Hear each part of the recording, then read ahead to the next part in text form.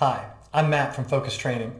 As the workforce has changed, many leaders are finding themselves in a situation where they're leading teams both locally and remotely, a hybridization that brings a new potential bias into our decision-making process as leaders, what we would call proximity bias. In other words, a preference for those around us that we see more often and interact with in person versus those who we see less often or maybe work remotely with.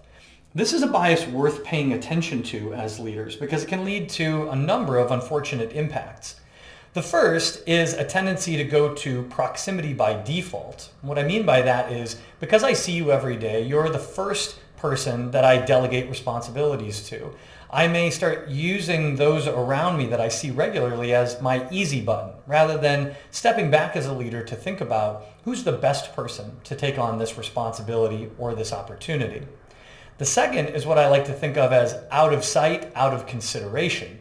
When you're considering who's the best fit for a promotion or a high visibility project, that list in your mind may be limited by proximity bias to the people that you've interacted with regularly or recently. So it's worth slowing down to think who's really the best fit, who's the talent pool that I have available to me, and push past that potential bias that we might all face. This is a great time if you're a leader of hybrid teams or any leader to check that proximity bias, which can show up in any of our practice.